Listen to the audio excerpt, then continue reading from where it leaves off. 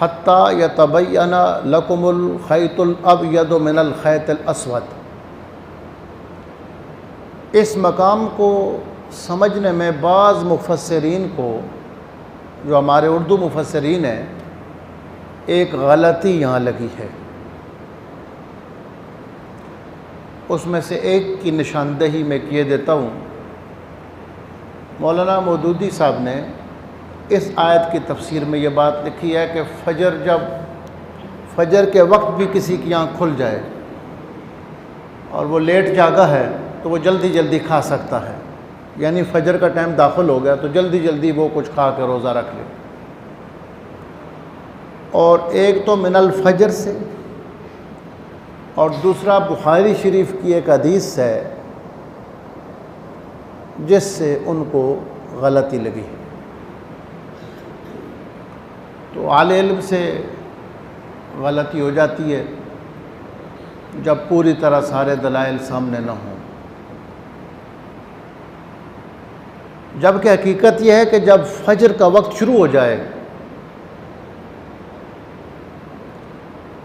جب وقت شروع ہو گیا تو جو آپ کے لیے سحری کھانے کی جتنی اجازت تھی وہ وقت ختم ہو گیا۔ تو وقت ختم ہو جانے کے بعد، فجر کا وقت شروع ہو جانے کے بعد جب آپ کھائیں پئیں گے تو وہ جو شرحن روزے کا وقت ہے اس میں آپ کھا پی رہے ہیں۔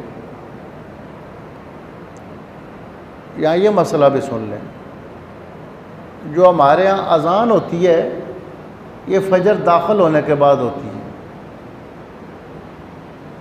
جب فجر داخل ہوتی ہے تو اذان ہوتی ہے، تو کئی لوگ اذان ہوتی رہتی ہے اور کھاتے پیتے رہتے ہیں، اس لیے کہ اگر وقت سے پہلے اذان ہو جائے تو وہ شرعاً اذان نہیں۔ وقت داخل ہونے سے پہلے کسی بھی نماز کا جب اذان ہوتی ہے، وقت داخل ہونے سے پہلے ہو جائے تو اذان کے لیے، نماز کے لیے وقت کا داخل ہونا شرط ہے۔ تو جب وقت داخل ہی نہیں ہوا تو اس وقت اگر اذان ہوگی تو اذان دوبارہ دینی پڑے گی۔ اس لیے جب وقت داخل فجر کا ہو جاتا ہے تو پھر اذان ہوتی ہے۔ اس لیے احتیاط کرنی چاہیے کہ جو ٹائم عام طور پر کیلنڈر پہ لکھا ہوتا ہے اس سے 5 منٹ پہلے سحری ختم کر دینی چاہیے۔